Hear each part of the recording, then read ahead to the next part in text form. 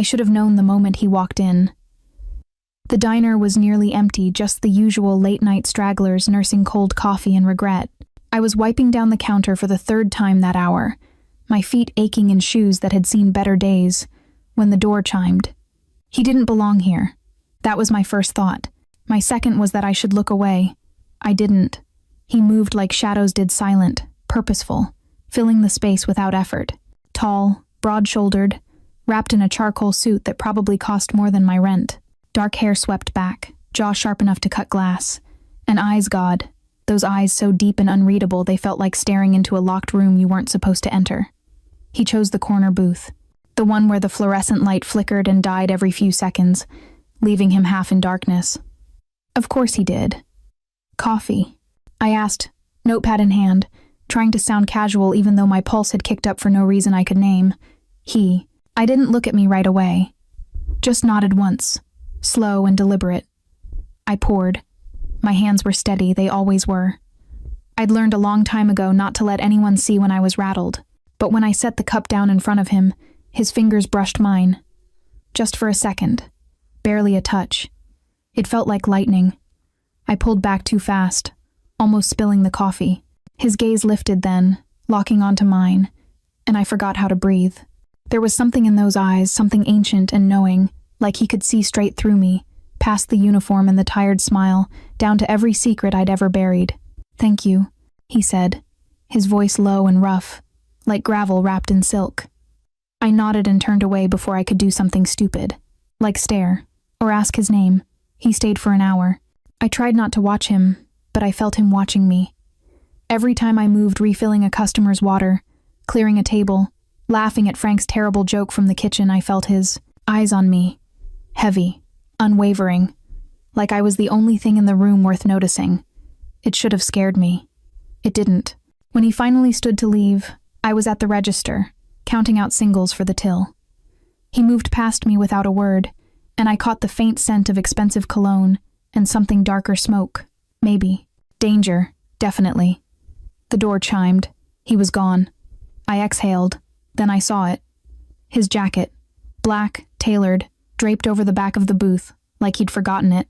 "Hey," I called, but he was already outside, disappearing into the rain-slicked street. I grabbed the jacket and ran after him, bursting through the door into the cold November night.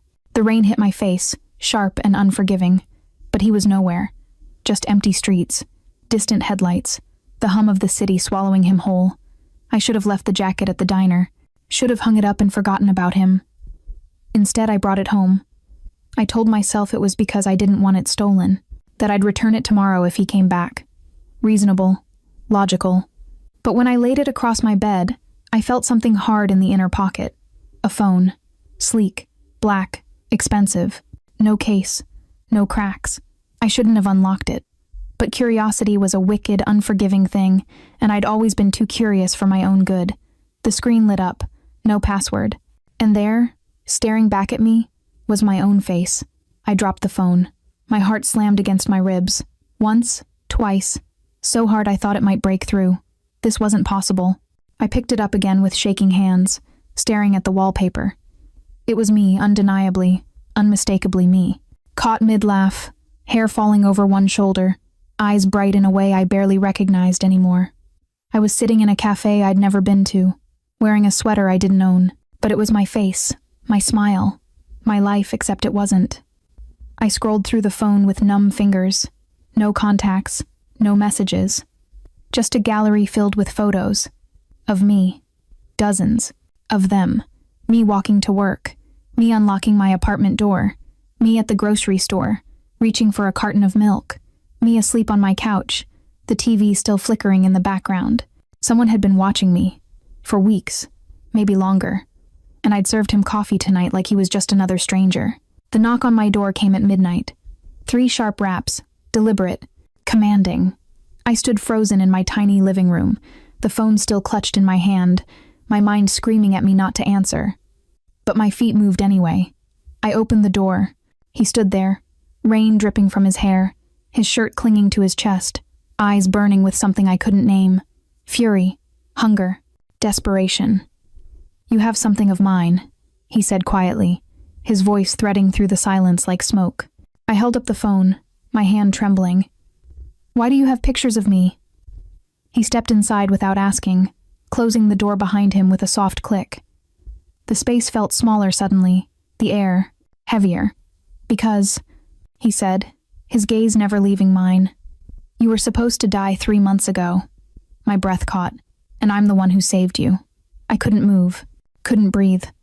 His words hung in the air between us like smoke after a gunshot. "What are you talking about?"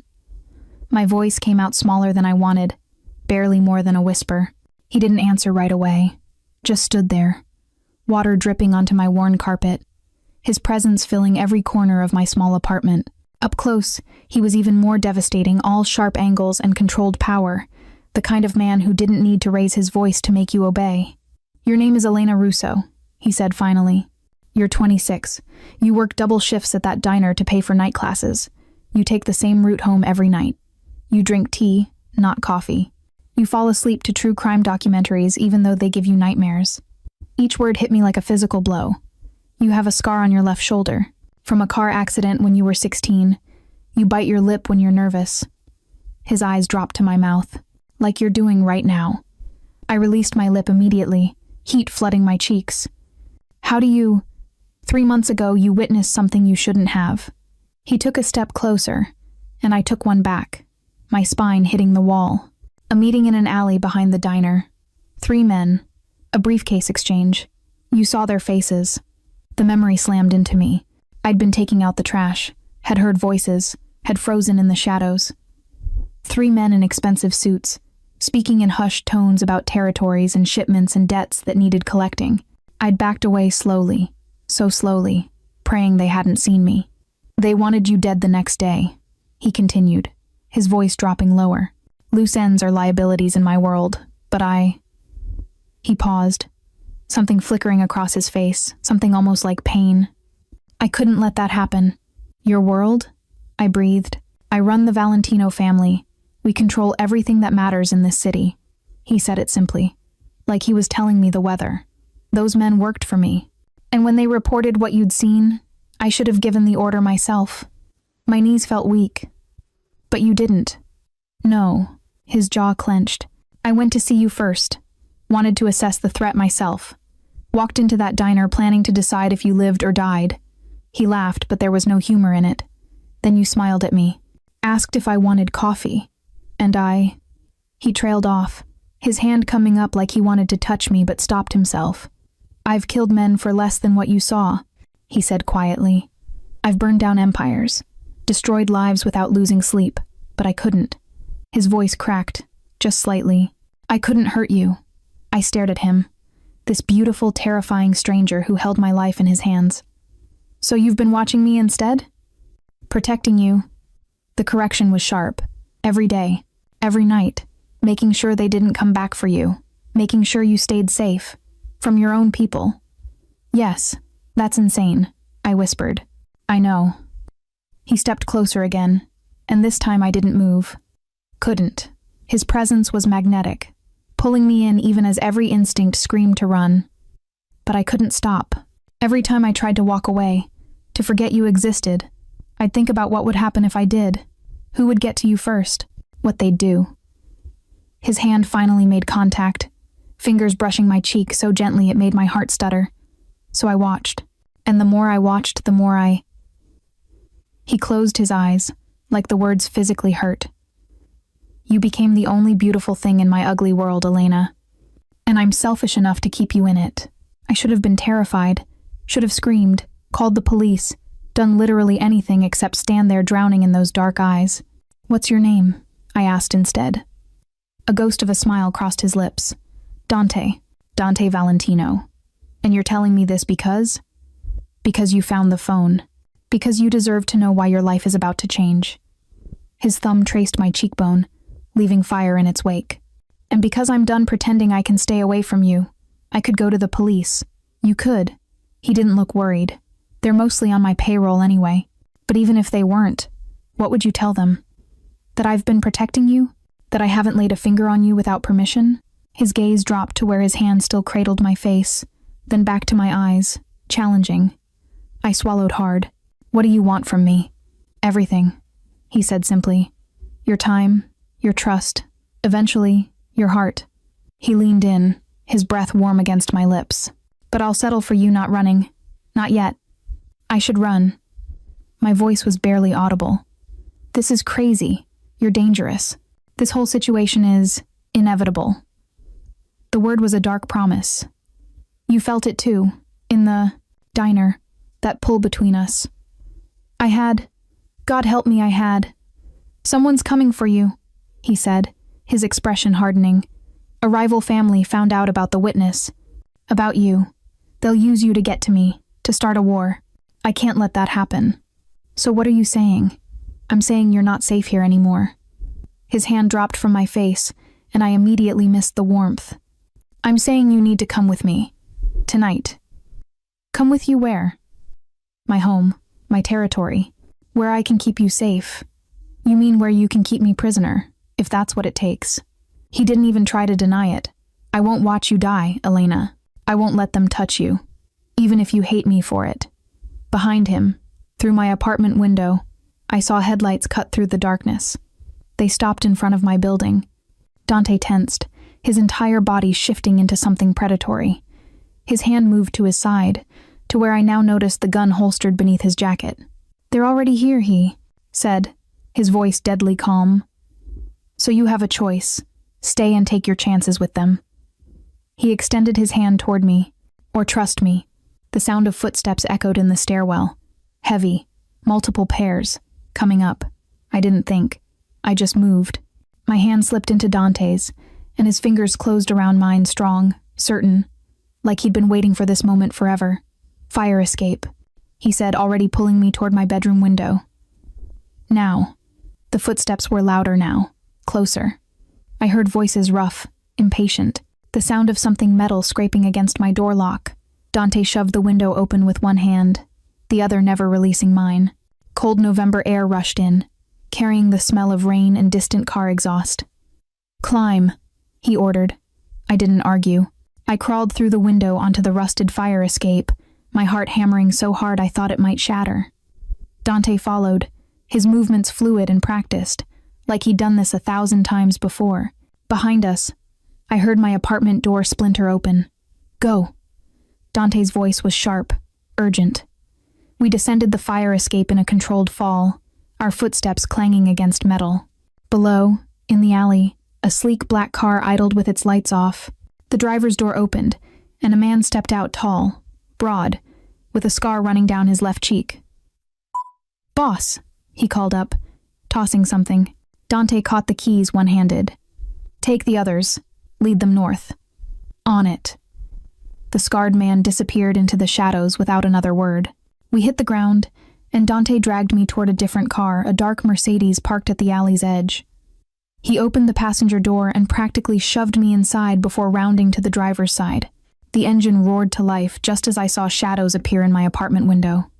Get down, Dante commanded. I ducked low in my seat as he peeled out of the alley, tires screaming against wet pavement. Through the side mirror, I saw 2 men burst out of my building, guns drawn. Dante took a corner so fast I slammed against the door. His hand shot out, steadying me, even as his eyes never left the road. They're following, I gasped, seeing headlights behind us. I know. His voice was eerily calm. He drove like he did everything else with absolute control and no hesitation. We wove through traffic, running red lights, taking turns that should have been impossible. The city blurred past my window in streaks of neon and shadow. A gunshot cracked through the night. I screamed. Stay down! Dante's hand pressed against my shoulder, keeping me low as he accelerated. The car's rear window spiderwebbed but didn't shatter. Bulletproof, he said, answering my unspoken question. But they'll aim for the tires next. Another shot. The car swerved, but Dante controlled it, his jaw set in concentration. We burst onto the bridge leading out of the city. The river stretched black and endless below us. Behind us, the pursuing car was gaining ground. Dante reached beneath his seat and pulled out a phone. Not the one I'd found. A different one. He pressed a button. Sector 7. Now. That was all he said before tossing it aside. Ahead, I saw another vehicle emerge from a side street. a massive SUV that cut across the bridge, blocking our pursuers. The sound of screeching brakes and crunching metal filled the air. Dante didn't slow down. We flew across the bridge and into territory I didn't recognize. The buildings grew larger, more spread out. Mansions appeared behind iron gates, their windows glowing warm against the night. Finally, after what felt like hours but was probably only minutes, Dante turned onto a private road. Trees lined both sides, their branches forming a canopy overhead.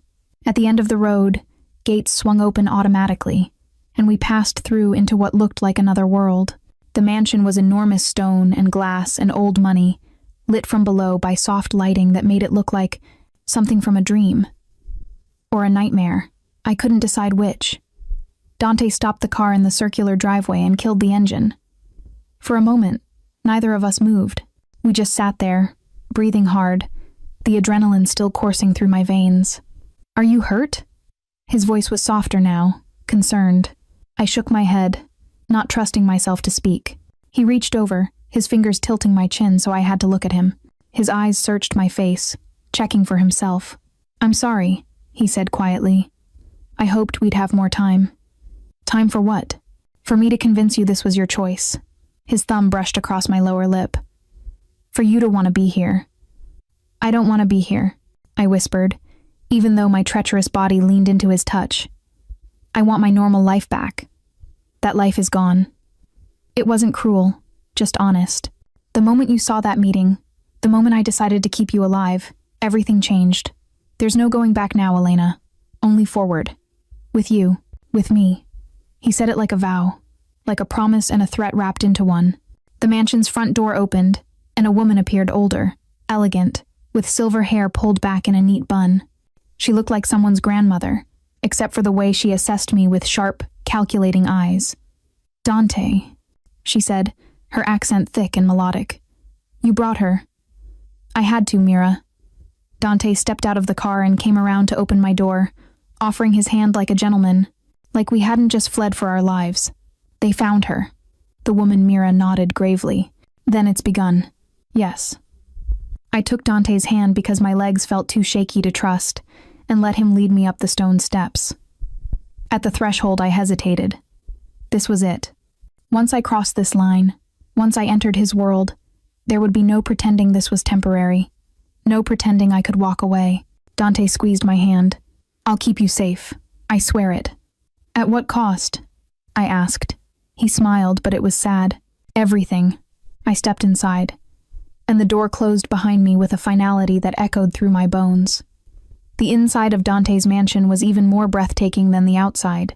Marble floors stretched in every direction, gleaming under crystal chandeliers.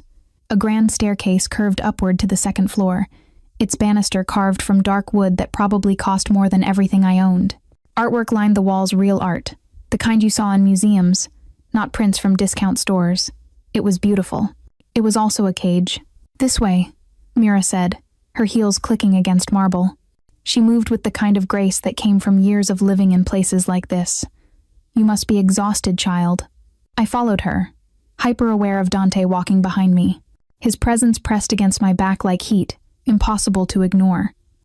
Mira led us up the staircase and down a hallway lined with closed doors.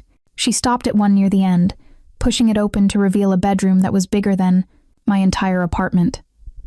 A four-poster bed dominated the space, dressed in silk sheets the color of champagne. French doors led to a balcony overlooking gardens I couldn't quite see in the darkness. Everything was soft, expensive, and utterly impersonal. "You'll stay here," Mira said. "I'll have clothes brought up." "Your size is—" "He knows my size," I interrupted, looking at Dante. "He knows everything about me, apparently." Mira's eyebrows rose, but she simply nodded. "I'll leave you two alone then." She paused at the door. "Welcome to the family, Elena." The door clicked shut. Family. The word sat heavy in my chest. "This is temporary," I said, turning to face Dante. He stood near the door, hands in his pockets, watching me with that same intense focus that made me feel naked. "Just until it's safe." Define safe. Until the people who came for me tonight are dealt with. They're part of the Moretti family. He moved further into the room, and I fought the urge to step back. One of The oldest, most powerful syndicates in the country. They've been trying to edge into our territory for years. You're just the excuse they needed to start a war. So give me back." The words tasted bitter. "Tell them it was a misunderstanding, that I didn't see anything important." "You think I haven't considered that?" His voice hardened. "The moment I claimed you, the moment I chose to protect you instead of silence you, I made you mine in their eyes. Returning you now would be seen as weakness. They'd kill you just to prove a point. Then what's the plan? I hide here forever?" "The plan," he said, closing the distance between us in 2 long strides, "is that I end the Moretti family before they end you." I stared up at him, seeing the cold determination in his eyes. This wasn't just about protection. This was about power, control, territory. I was just a piece on a chessboard I didn't understand. "How many people are going to die because of me?" I whispered. Something flickered. Across his face, guilt, maybe, or pain. "This war was coming regardless. You just accelerated the timeline." "That's not an answer." "No," he agreed. "It's not." His hand came up, cupping my cheek with surprising gentleness. "But it's the truth. In my world, Elena, people die. That's the cost of power, the cost of survival. I won't apologize for it. I should hate you." My voice broke on the words. "You've kidnapped me. You've turned my life upside down. You've made me part of something I never asked for. You should." His thumb traced my cheekbone. "But you don't." He was right. God help me, he was right. I should have been terrified, furious, desperate to escape. Instead, all I could focus on was the warmth of his hand against my skin, the way his eyes softened when he looked at me, the impossible pull between us that had started the moment he walked into that diner. "Why me?" I asked. "Out of everyone you could have..." "I don't know." The admission seemed to cost him. "I've asked myself that 1,000 times. Why you? Why did seeing you smile make me question everything I've ever believed? Why does the thought of losing you terrify me more than any bullet or betrayal?" He leaned closer, his forehead nearly touching mine. "I don't have answers, Elena. Just this. Need." His lips were inches from mine. I could feel his breath, warm and unsteady. All I had to do was close the distance, but I stepped back instead. "I need time," I said, wrapping my arms around myself, "to process this, to figure out what the hell I'm supposed to do now." Disappointment flashed in his eyes, but he nodded. "Take all the time you need. But understand this, you're not leaving. Not until I'm certain you're safe. I'm your prisoner then. You're under my protection." He moved toward the door. "There's a difference." "Is there?" He paused, his hand on the doorknob. "You'll have freedom within these walls. Access to anything you want. The library, the gardens, the kitchen. My men have orders to accommodate you, not restrict you. But I can't leave." "No." At least he was honest. There's a phone on the nightstand," he continued. "It's secure. You can call anyone you trust. Tell them you're safe. But Elena..." His voice dropped to something dangerous.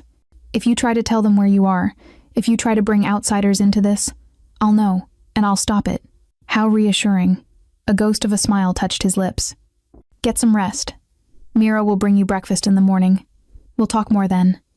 He left, closing the door quietly behind him.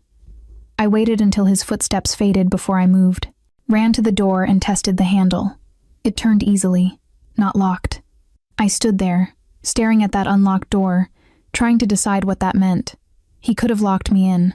Should have, probably. Instead, he was trusting me not to run, or testing me to see if I would. I returned to the bed and sat on its edge, my hands shaking. Through the French doors, I could see the gardens below, bathed in moonlight. Beautiful, peaceful, perfect, and completely, utterly wrong. This wasn't my life. This wasn't my world. But as I lay back against those silk sheets, breathing in the faint scent of Dante that clung to the room, I couldn't shake the terrible truth settling in my bones. Part of me didn't want to leave. I didn't sleep. How could I? Every time I closed my eyes, I saw headlights and heard gunshots, saw Dante's hand reaching for his weapon, felt the terror of not knowing if I'd survive the night. When dawn finally crept through the French doors, I was still wearing yesterday's clothes, sitting on the balcony with my knees drawn to my chest, watching the gardens come alive in the soft light. They were more beautiful than I'd imagined. Rose bushes lined stone pathways. A fountain bubbled in the center, its water catching the early sun. Everything was perfectly maintained, not a single weed or wilted petal in sight. Like everything in Dante's. World-controlled, flawless, and suffocating. A knock at my door made me jump. "Come in," I called, my voice rough from disuse. Mira entered carrying a silver tray laden with breakfast, fresh fruit, pastries, coffee in a delicate china cup. The smell made my stomach growl despite everything. "You didn't sleep," she observed, setting the tray on a nearby table. "How can you tell?" "I've lived in this house for 30 years, child. I know insomnia when I see it." She poured coffee with practiced ease. "Dante asked me to check on you." "Where is he?" "Handling business." Her tone made it clear that business meant violence. "He'll be back this afternoon." I accepted the coffee she offered, wrapping my hands around the warm cup. "What kind of business?" "The kind you're better off not knowing about." Mira settled into the chair opposite me, her sharp eyes assessing. "But since you're here, since he's made you part of this world, you should understand something." "What?" "Dante. Valentino is not a good man." She said it simply, without judgment. "He's killed people. He's hurt people. He's built an empire on blood and fear. These are facts, not exaggerations." "Then why do you stay?" A sad smile touched her lips. "Because beneath all that darkness, there's a boy I once knew. A boy who lost his family too young and had to become a monster to survive. I stay because someone has to remember who he was before the world broke him. And you think I can?" "What? Save him? No." Mira leaned forward. "I think he's trying to save himself. And for some reason, you're the reason why." After Mira left, I showered and changed into the clothes that had mysteriously appeared in the closet designer labels in exactly my size, just like Dante had promised. Or threatened. The line between the two seemed blurry here. I should have stayed in the room. Should have hidden away until Dante returned. Instead, I found myself exploring. The mansion was a maze of corridors and rooms, each more opulent than the last. A library with floor-to-ceiling shelves filled with leather-bound books. A dining room with a table that could seat 20. A music room with a grand piano that gleamed black under a skylight. And everywhere, subtle reminders of what this place really was. Security cameras in corners. Armed men patrolling the grounds. Phones ringing in distant rooms with conversations conducted in code. I was in the heart of a criminal empire. I found myself in what looked like a study. Dark wood paneling, a massive desk, walls lined with maps and photographs. I shouldn't have entered, should have respected the privacy, but curiosity that damned curiosity pulled me inside. The photographs drew me first. Most showed men in suits, their faces marked with X's in red ink. Dead, probably. Casualties of whatever war Dante was fighting. But one photo was different. It showed a younger Dante, maybe 19 or 20, standing with an older couple and a little girl. His parents, I realized. His sister.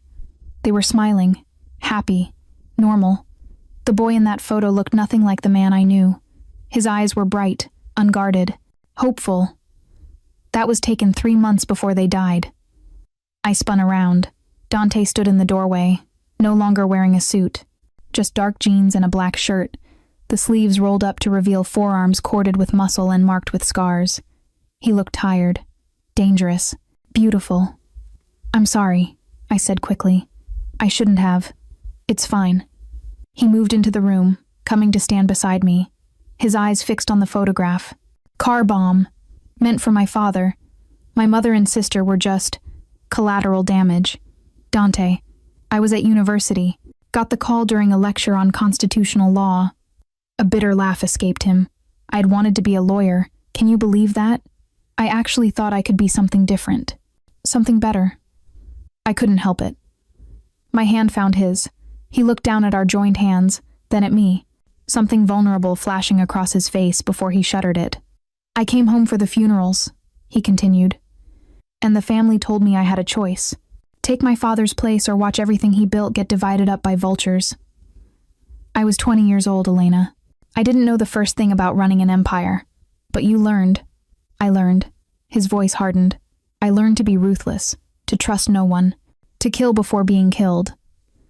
I learned that the world doesn't care about your dreams or your humanity. It only respects power. That's not true, isn't it? He turned to face me fully, backing me against the desk. Look at where we are, what we're doing. I'm holding you here against your will because the alternative is your death. Tell me how that's anything other than power dictating reality. You're also protecting me, because I have the power to. He braced his hands on either side of me, caging me in. Don't romanticize this, Elena. Don't make me into something I'm not. I'm the villain in every story except my own. Then why does it feel like you're trying to be better? I whispered. Why does it feel like you're fighting against what you've become? His jaw clenched. For a long moment, he just stared at me, his dark eyes searching mine like I held answers he desperately needed. Then he kissed me. It wasn't gentle. It was desperate and claiming and full of all the words he couldn't say. His hands cupped my face, tilting my head back as he deepened the kiss, pouring years of loneliness and hunger into the contact. I should have pushed him away. I kissed him back instead, my hands fisted in his shirt, pulling him closer, and he groaned against my mouth. The sound vibrated through me, igniting something wild and reckless in my chest. When we finally broke apart, both breathing hard, his forehead rested against mine. This is a terrible idea, he murmured. I know. You should hate me. I know that too. But you don't. No. I met his eyes. I don't. His phone rang, shattering the moment.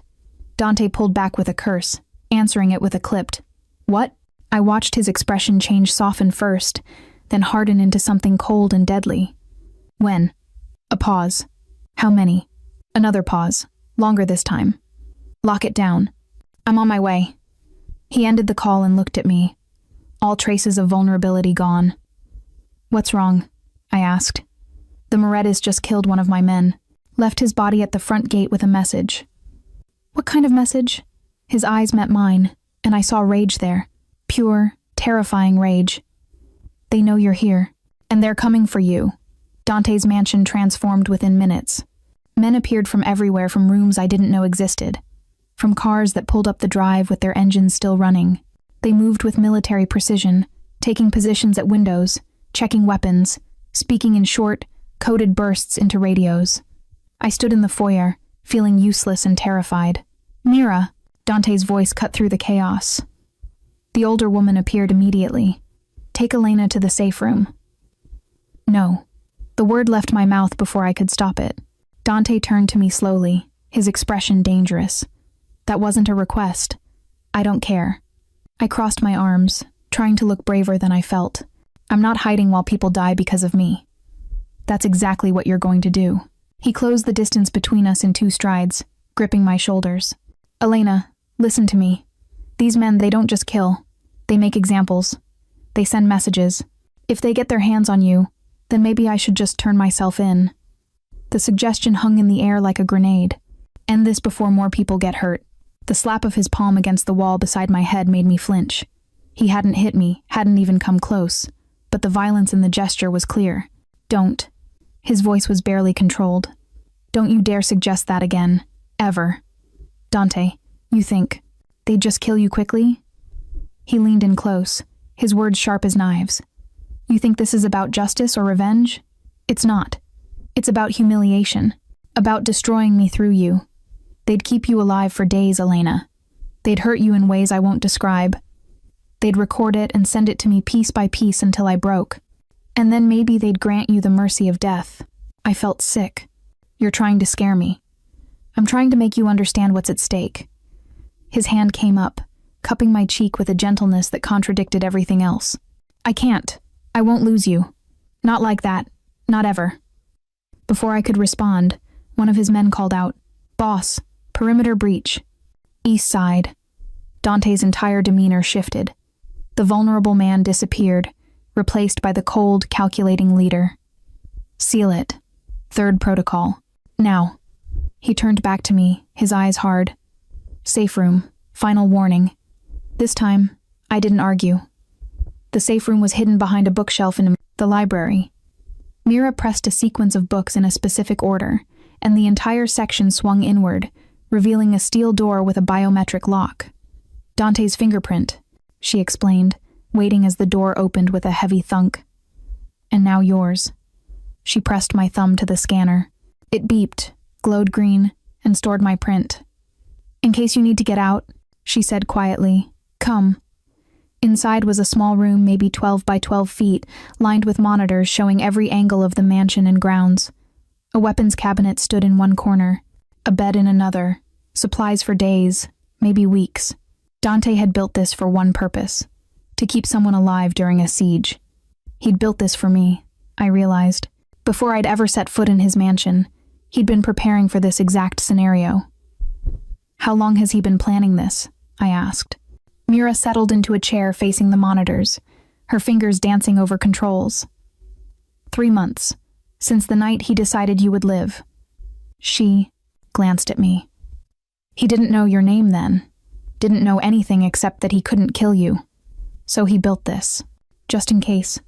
On the screens, I watched Dante's men take positions, watched cars pull up the drive, expensive vehicles with tinted windows, watched men step out, armed and ready. But they weren't attacking. They were waiting? What's happening? I moved closer to the screens. Mira's expression grew troubled. They're requesting parley. What does that mean?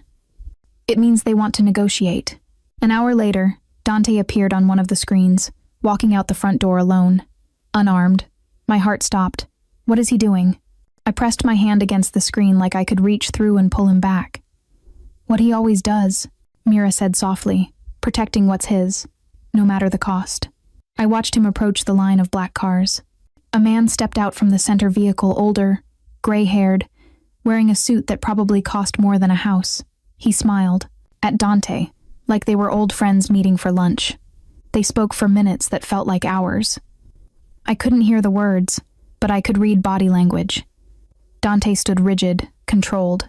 The other man gestured expansively, almost friendly. Then Dante shook his head. The older man's smile faded. He said something else, his posture changing, becoming threatening. Dante didn't move, just stared at him with that cold, unreadable expression. Finally, the older man nodded and turned back toward his car. But before he got in, he looked directly at one of the cameras at me, somehow, impossibly, and mouthed something. Soon, the cars pulled away. Dante returned to the safe room minutes later. His expression was carved from stone, but I could see the tension in his shoulders, the way his hands flexed like he wanted to hit something. What did they want? I asked immediately. You. He poured himself a drink from a crystal decanter I hadn't noticed, downed it in one swallow. They offered me a deal. Hand you over, pay reparations, and they'll let this war die before it starts. My stomach dropped. And what did you say? I told them to go to hell. He poured another drink. I told them if they came within a mile of you, I'd burn their entire family to ash. Dante. They gave me 48 hours. He finally looked at me, and the raw pain in his eyes stole my breath. 48 hours to reconsider, to decide if you're worth the bloodshed that's coming. And then they come with everything they have, every soldier, every ally, every weapon. They'll siege this house and they won't stop until one of us is dead. The weight of those words pressed down on me. This is insane. All of this for you, he interrupted. Yes, for you, Elena. He crossed to me, taking my face in his hands. I know what you're thinking, that you should volunteer, that you should sacrifice yourself to prevent this war. But I need you to understand something. His thumbs traced my cheekbones. I've built empires. I've accumulated more wealth than I could spend in 10 lifetimes. I've had power, fear, respect, but I've never. His voice cracked. I've never felt alive until I saw you, until I had someone worth protecting more than myself. That's not love, I whispered. That's obsession. Maybe. He smiled sadly. But it's all I have, and I'm selfish enough to choose it over peace, over sanity, over everything. He kissed me then, soft and desperate and heartbreaking. And God help me.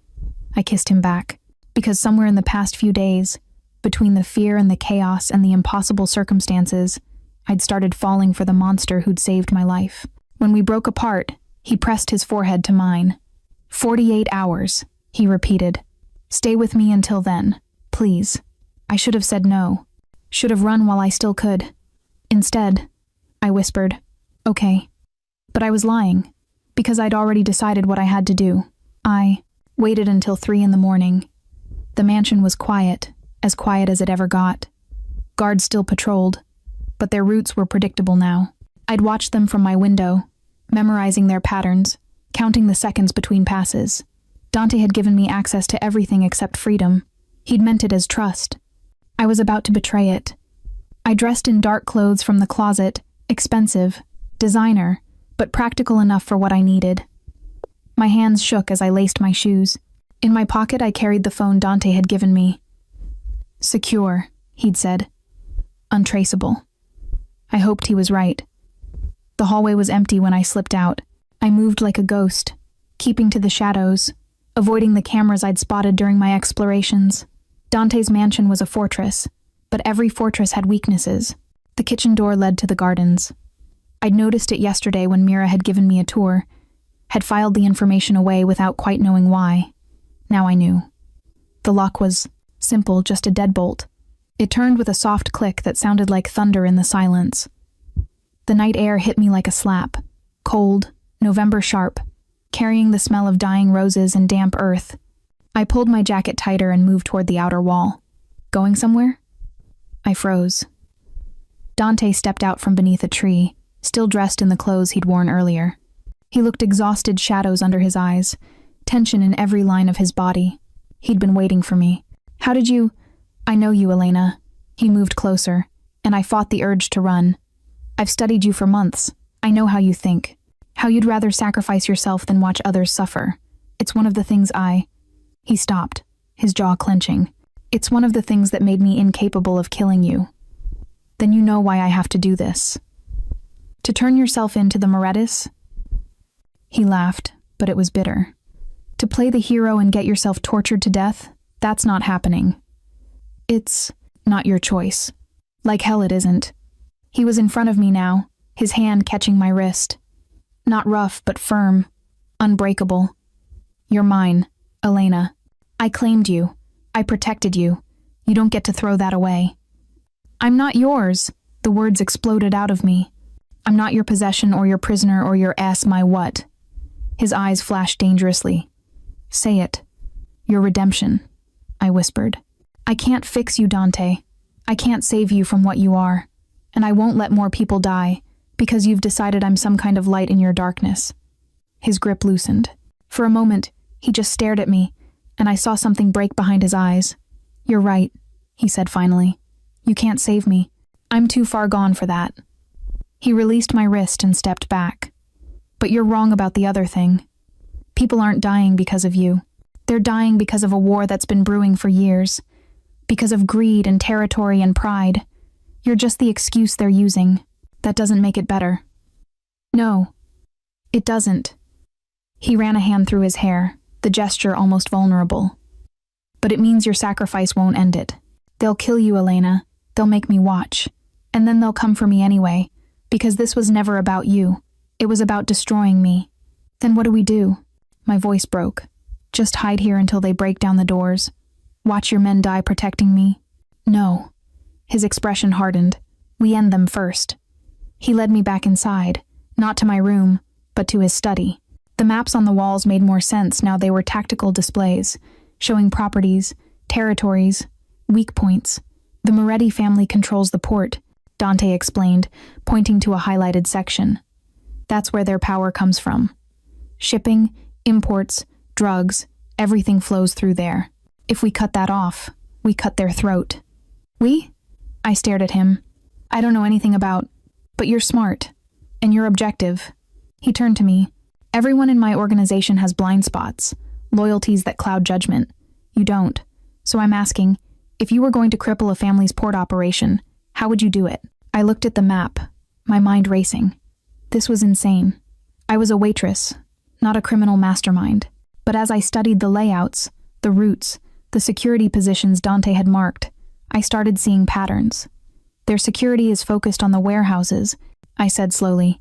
Here and here, but the administrative building that's barely protected. Because there's nothing valuable there. Just paperwork. Exactly. I met his eyes. But paperwork is everything, right? Shipping manifests, payment records, employee files. If all that disappeared. Understanding dawned in Dante's expression. They'd lose track of everything. Wouldn't know which shipments were compromised, which employees were loyal, which operations were secure. It would be chaos. Beautiful, perfect chaos. He smiled, and it was predatory. While they're scrambling to rebuild their records, we hit the actual operations, hard and fast. But how do you get to the administrative building? I don't. He looked at me strangely. You do. The plan was simple. Dangerously, impossibly simple. The Morettas wanted me, they'd get me, but not as a hostage. As a weapon. They're expecting you to hide, Dante explained. So we do the opposite. You walk into their territory, get yourself seen, make them think you're running scared. When they try to grab you, my men move in. That's suicide. It's calculated risk. He gripped my shoulders. Elena, I have 20 men ready to die for this family. For me, I won't waste their lives on a siege we'll lose. But this gives us a chance.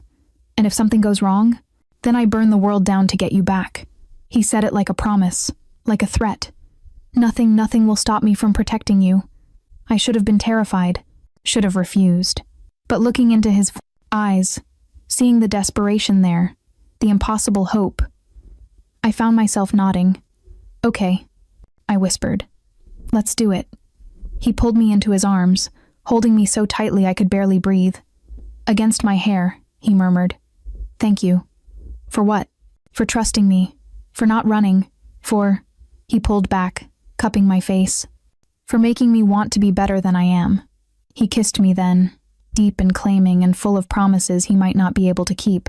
And I kissed him back, pouring every complicated emotion into the contact fear and hope, and the terrifying realization that somewhere along the way, I'd stopped seeing him as my captor. I'd started seeing him as mine. When we broke apart, both breathing hard, he rested his forehead against mine. 18 hours, he said. That's when we move. Stay close until then. Where would I go? He smiled, sad and beautiful. Anywhere but here. But I'm selfish enough to be grateful you're staying. The next 18 hours passed in a blur of preparation. Dante's men moved through the mansion like shadows, checking weapons, reviewing plans, speaking in the coded language of men who'd been brothers in blood and violence. I watched them, trying not to think about how many might not come back. Mira dressed me in clothes that looked expensive but unremarkable designer jeans, a silk blouse, a leather jacket that probably cost more than my car. I looked like someone trying to blend in while still being worth noticing. Perfect bait. You don't have to do this, she said quietly, fastening a delicate necklace around my throat. It looked like jewelry. Dante had assured me it was a tracking device. Yes, I do. Because you care about him. It wasn't a question. I met her eyes in the mirror. Is that so obvious? Only to someone who's watched him transform. Her hand squeezed my shoulders. 30 years I've known that boy. Never thought I'd see him like this. Vulnerable. Human. You've done that, child. Given him something to live for besides revenge and power. I didn't ask for that responsibility. No one ever does. She smiled sadly. Love is just as dangerous as hate. Sometimes more so. Dante found me on the balcony an hour before we were scheduled to leave. The sun was setting, painting the sky in shades of blood and gold. Appropriate, I thought. Beautiful and terrible. Last chance, he said, coming to stand beside me. You can still back out. Stay here. Let me handle this another way. There is no other way. You said so yourself. I know. But saying it and watching you walk into danger. He trailed off, his hands gripping the balcony railing so hard his knuckles went white. If anything happens to you, it won't. I placed my hand over his. You'll be there. You'll protect me. I'll try. His voice was raw. God, Elena, I'll try. But if I can't, if they get past me, if I fail, I turned to him, pulling his face down to mine. Then I'll know you did everything you could. And that will be enough. It won't be. It'll never be enough. He kissed me desperately, like he was trying to memorize the taste of me. I love you. I need you to know that. Whatever happens tonight, whatever you think of me after this, I love you. More than power, more than this empire, more than my own life. Tears burned my eyes. Dante, don't. He pressed his finger to my lips. Don't say it back. Not yet. Not until we're safe and you can be sure it's real and not just fear or adrenaline or... I kissed him, cutting off the words. Poured everything I felt into that contact, the fear and the hope and the impossible, terrifying realization that Mira was right. I loved him. I loved this beautiful, broken, dangerous man who'd saved me and claimed me and made me feel more alive than I'd ever felt in my carefully safe existence. When we broke apart, I whispered, "After. I'll say it after we both survive this." He nodded, not trusting himself to speak. "But Dante?" I cupped his cheek. "You already find." "No." The car ride to Moretti territory was silent. I sat in the back of a nondescript sedan with Dante beside me, his hand holding mine so tightly I lost circulation. But I didn't complain, didn't pull away. We both needed the contact. "Remember the plan," he said as we approached the drop point. "Walk toward the administrative building. Don't run, don't look scared. You're a woman who's decided to negotiate on her own terms. Confident. In control. Even though I'm terrified. Especially because you're terrified." He turned to me. "Fear makes you careful. It'll keep you alive." The car stopped 3 blocks from the target.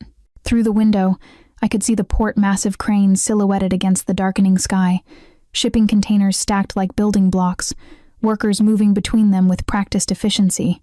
"My men are positioned here, here, and here." Dante pointed to a small tablet showing a map. "The moment you signal, we move. 3 minutes, that's all you need. To survive. 3 minutes, and I'll have you back. 3 minutes. I nodded, trying to believe it. He pulled me close, kissing me one last time. 3 minutes. I promise. I stepped out of the car. The walk toward the administrative building felt surreal. Workers glanced at me but didn't stop, probably assuming I was someone's girlfriend or assistant. The port was huge, so many places to hide, so many exits if things went wrong, so many places to die. I'd made it halfway to the building when they appeared. 4 men, casual but purposeful, converging from different directions. They wore dock worker uniforms, but I could see the bulges under their jackets where weapons hid. Elena Russo. The tallest one smiled, but it was all threat. "You're far from home. I want to speak with your boss." I kept my voice steady. "I'm turning myself in exchange for a truce." "Is that so?" He stepped closer. "And Valentino, he just let you walk away?" "He doesn't control me." I lifted my chin. "This is my choice." The lie felt hollow, but they seemed to believe it. The tall man nodded to his companions. "Boss'll want to see this. Come on." They surrounded me, not quite touching but making it clear I wasn't leaving. We started toward a warehouse at the port's edge, away from the administrative building, away from Dante's planned extraction point. Everything was already going wrong. I touched the necklace at my throat, pressing the small pendant twice. The signal. Please, I thought. Please let him be watching. The warehouse doors opened. Inside was darkness, and the smell of oil and salt water. And standing in the center, illuminated by a single hanging bulb, was the gray-haired man from the parlay, Giovanni Moretti himself. Miss Russo. His smile was grandfatherly, completely at odds with the violence in his eyes. How unexpected, and how very stupid. Behind me I heard the doors slam shut. No Dante, no rescue, just me and the monsters I'd walked straight toward. "Search her," Giovanni ordered. Rough hands patted me down, finding the necklace immediately. One of the men ripped it off, examining it with a knowing expression. "Tracker." "Of course it is." Giovanni laughed. "Did you really think we wouldn't anticipate that? That we wouldn't prepare?" He gestured, and more men emerged from the shadows, dozens of them, all armed. "We've been monitoring Valentino's communications for days. We knew he'd send you here. Knew he'd try something clever." My heart stopped. "So we set our own trap." Giovanni's smile widened, and the little boy just walked right into it. Through a grimy window, I saw lights, headlights, approaching fast. Dante's cars, coming for the extraction, coming straight into an ambush. "No," I whispered. "Oh yes." Giovanni pulled out a gun, checking it casually. "See, this was never about you, child. You were just the bait to draw him out, to make him desperate and reckless, and it worked beautifully." Outside, I heard tires screeching, gunfire. The war had begun, and I'd led Dante straight into hell. The gunfire outside was deafening. I lunged toward the warehouse doors, But Giovanni's men grabbed me, slamming me against a support pillar. Pain exploded through my shoulder, but I barely felt it. All I could hear was the battle raging outside. Dante was out there, fighting, maybe dying, because of me. "Let me go," I screamed, struggling against the hands holding me. "Not yet." Giovanni approached slowly, gun still in hand. "First, we're going to send Valentino a message. Let him know exactly what happens to what's his." He raised the gun. The warehouse door exploded inward. Dante stood in the opening, backlit by fire and chaos, his gun raised and his eyes burning with something primal. Blood streaked his face. His shirt was torn, but he was alive. He was here. "Touch her," he said, his voice deadly calm, "and I'll kill everyone you've ever loved. Starting with your grandson." Giovanni paled. "You wouldn't dare. I already have men at his school." Dante's smile was terrifying. "One word from me, and little Marcus disappears. You'll never find him. Never know if he's alive or dead. Is that what you want?" It was a bluff. It had to be. Dante wouldn't butt. Looking at his face, at the cold certainty there, I wasn't sure. "You're insane," Giovanni breathed. "I'm motivated." Dante's gun never wavered. "Let her go. Now." For a long moment nobody moved. The air felt charged, electric, like the moment before lightning strikes. Then Giovanni nodded. The hands released me. I stumbled forward, and Dante's arm came around me immediately, pulling me behind him. He kept his gun trained on Giovanni as we backed toward the door. "This isn't over," Giovanni called. "You can't protect her forever. Eventually you'll slip, and when you do, I'll be waiting." Dante interrupted. "Come for her again, and there won't be a negotiation. There won't be a war. There will only be extermination." We reached the door. Outside, the battle had shifted. Dante's men had gained ground, pushing back the Moretti soldiers. Bodies littered the pavement. Blood reflected the orange glow of burning cars. "Boss!" One of Dante's men, the scarred one from before, appeared beside us. "We need to move. Now." We ran.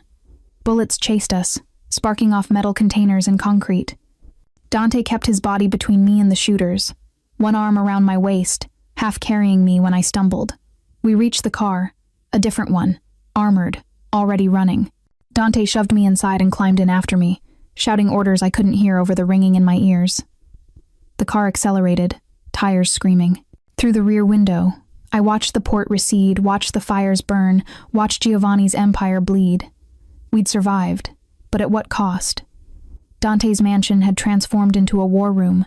Wounded men filled the foyer, being tended by Mira and others I didn't recognize. The smell of antiseptic and blood hung heavy in the men. Air. Dante moved through them, checking injuries, giving orders, his face set in stone. I stood apart, still shaking, still seeing Giovanni's gun pointed at my head. 7 wounded. 2 critical. The scarred man I'd learned his name was Marcus, ironically reported to Dante. But we crippled their port operations. It'll take them weeks to recover. Not good enough. Dante's voice was flat. I want round-the-clock surveillance on Giovanni's family. Every member. Every property. No one moves without us knowing. Boss, that's not a suggestion. Dante turned, and even Marcus flinched at whatever he saw in his expression. They came for what's mine. They threatened her. I want them destroyed. Completely. No survivors. Dante. I found my voice finally. You can't mean that. Children? Innocents? He looked at me, and his eyes were empty. There are no innocents in this world. Only people who haven't shown their true nature yet. That's not true. You don't believe that. Don't. I? He moved closer, and I saw the blood on his hands, literal blood, dried and dark. I've seen men beg for mercy and murder without hesitation the moment they're free. I've watched children grow into monsters because that's what their parents taught them. Innocence is a luxury we can't afford. So you'd kill a child? Giovanni's grandson? To protect you? His voice dropped, without hesitation. The words hit me like a physical blow. This was what Mira had warned me about the monster beneath the man. The darkness that no amount of love could truly erase. That's not protection, I whispered. That's evil. Then call me evil. He cupped my face, his bloody hands leaving marks on my skin. Call me monster. Call me devil, I don't care. As long as you're alive and safe, I'll be whatever you need me to be. I pulled away from his touch. I need you to be better than this. I can't. The admission seemed to break something in him. Don't you understand? I've tried. For months. I've tried to be the man I think you deserve. But tonight proved I can't. When I saw that gun pointed at you, when I thought I'd lose you. His voice cracked. There's no line I won't cross. No innocence I won't sacrifice. Not for anything or anyone except you. Tears burned my eyes. That's not love, Dante. That's obsession. Maybe they're the same thing. He reached for me again, and this time I didn't pull away. Maybe I'm too broken to know the difference anymore. But this, he pressed my hand over his heart. This feeling, right here, this terror of losing you, this need to keep you safe at any cost if it's not love, it's the closest I'll ever get. Outside, sirens wailed in the distance. Police, probably. Or rival families sensing opportunity in the chaos. We can't keep doing this, I said. This cycle of violence, this constant threat. Eventually, one of us won't survive it. I know. He pulled me into his arms, holding me like I might disappear. But I don't know how to stop. Don't know how to exist in a world where you're not protected, not safe, not mine. I pressed my face into his chest, breathing in the scent of him, smoke and blood and expensive cologne, feeling his heart pound against my cheek. Then we find a way together, I whispered. A way that doesn't require murdering children or burning the world down. And if there isn't one, I pulled back to look at him, seeing the vulnerability beneath the violence, the fear beneath the fury. Then we make one. He kissed me then, desperate and claiming and full of promises neither of us was sure we could keep. His hands tangled in my hair, pulling me closer, pouring all the words he couldn't say into the contact. When we broke apart, both breathing hard, he rested his forehead against mine. I love you, he murmured. More than power, more than pride, more than my own salvation. I know. I cupped his face, feeling the stubble rough beneath my palms. I love you too. Even though you terrify. Me. Even though you're probably going to destroy us both. Probably. A ghost of a smile touched his lips. But what a beautiful destruction it'll be. Dawn came too quickly. I woke in Dante's arms, neither of us having bothered to undress or move to the bed. We'd collapsed on the couch in his study, too exhausted to do more than hold each other. For a few perfect seconds, I forgot everything. Forgot the violence, the blood, the impossible situation. There was just him warm and solid in mine. Then reality crashed back. Dante was already awake, I realized. His eyes were open, staring at the ceiling, his jaw tight with tension that hadn't eased even in sleep. What are you thinking? I whispered. That I have 24 hours. I pushed up on my elbow to look at him. What? Giovanni sent a message this morning, through intermediaries. His hand traced patterns on my back absently. He's calling a summit, all the families, tonight. To do what? To vote on whether I live or die. He said it calmly, like he was discussing the weather. The attack on the port violated the truce. He's claiming I started an unauthorized war. If the other families agree, I'll be marked for death. My blood ran cold. They can do that? They can try. He finally looked at me, and I saw the calculation behind his eyes. But they need a unanimous vote. Even one family supporting me stops the execution order. Do you have support? Maybe. The Castellano family owes me, and the Sokolovs have no love for Giovanni. He sat up, running a hand through his disheveled hair. But it'll be close. And if I lose... He didn't finish. Didn't need to. Then we run, I said firmly. Right now. Leave the city. Leave the country. Disappear. Elena. His smile was sad. There's nowhere I could run that they wouldn't find me eventually. This empire. This life, you don't just walk away from it. It follows you. Hunts you. Destroys everyone you love. So you're just gonna walk into that summit and let them kill you? No. His eyes hardened. I'm going to walk in there and remind them exactly why they fear me. The summit was held in neutral territory, an old theater downtown that had been closed for renovations. Appropriate, I thought. Everything about this world was performance and masks. Dante dressed in a black suit that made him look like death itself. I helped him with his tie, my hands shaking slightly. You don't have to do this, he said quietly. You could stay here. Be safe. If you think I'm letting you walk into that place alone, you're insane. They'll see you. Know what you mean to me. Use it against me. Let them. I met his eyes. I'm done hiding. Done pretending this isn't my fight too. Something shifted in his expression. Pride mixed with fear. Love mixed with pain. You're going to be the death of me, he murmured. Or your salvation. I kissed him softly. Let's find out which. The theater was filled with shadows and old money. Representatives from every major family in the city sat in the balcony seats, looking down at the stage like gods judging mortals. Giovanni stood center stage, looking every inch the wronged party. Dante walked down the center aisle like he owned it, like he owned them. I followed 3 steps behind, aware of every eye on me, aware of the whispers, the calculations, the assessments of what I represented. Dante Valentino, Giovanni called out. You stand accused of breaking the peace, of attacking my family without cause, of putting all our operations at risk with your reckless obsession. Obsession? Dante's voice carried through the theater effortlessly. You mean my refusal to let you murder an innocent woman? Yes, guilty as charged. She witnessed a routine business meeting, nothing that warranted execution. Dante climbed onto the stage, facing Giovanni directly. You wanted her dead to get to me, to start the war you've been planning for years.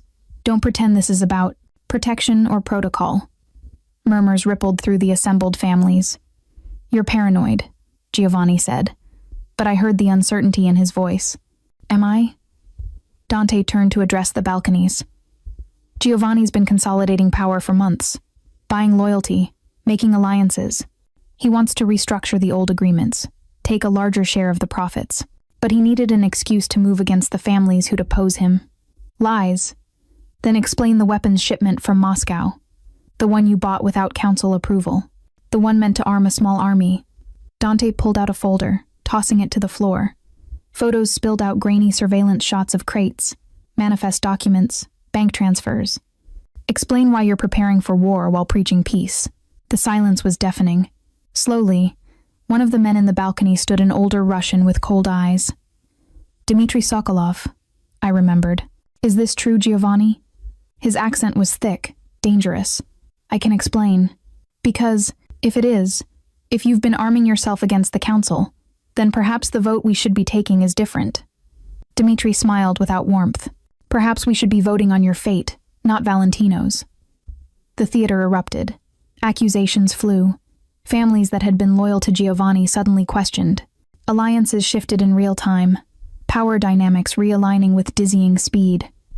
And through it all, Dante stood calm, controlled, victorious. He'd turned the trial into a coup. An hour later, it was over. Giovanni was stripped of his port operations, his territories divided among the other families. He'd keep his life, but his power was broken. The vote to execute Dante never even happened. We left the theater to find the city bathed in early morning light. The nightmare was over. For now. How long did you know? I asked as we walked to the car. About Giovanni's weapons? 2 months. Dante's hand found mine. I've been building the case, waiting for the right moment to expose him. Your situation just accelerated the timeline. So you used me, as bait and excuse. Yes. He stopped, turning to face me fully. And I'd do it again, because it kept you alive and gave us a chance at something better. Better. I laughed, but it was broken. Is this better, Dante? Living in constant fear? Always waiting for the next threat? Better than being alone? His voice dropped. Better than being the monster with nothing to fight for? Better than... He swallowed hard. Better than a world without you in it. He was right. God help me, he was right. This life was dangerous, violent, impossible. But it was ours. So what now? I asked. Now? He pulled me close, his arms wrapping around me like armor. Now we build something new. A life where you're not just surviving, but living. Where we're not just fighting, but existing. Together. You make it sound possible. It is. He kissed my forehead. Because you make me believe I can be more than what I was raised to be. You make me want to try. 6 months later, I stood on the balcony of our new home, smaller than the mansion, more remote, with views of mountains instead of city lights. Dante had stepped back from daily operations, leaving Marcus in charge of the day-to-day business. We weren't out completely, we never could be, but we were distant. Safe. Together. Regrets? Dante asked, coming up behind me and wrapping his arms around my waist. I leaned back into him. Every day. Me too. He rested his chin on my shoulder. But I'd make the same choices. I know. I turned in his arms. That's what terrifies me. And what makes me love you. He smiled, real, unguarded, beautiful. Guess we're both a little broken. Maybe, but we're broken together. I kissed him, soft and sure. And that's enough. In the distance, the mountains stood silent and eternal. Witnesses to the impossible thing we'd built, not perfect, not innocent, but ours.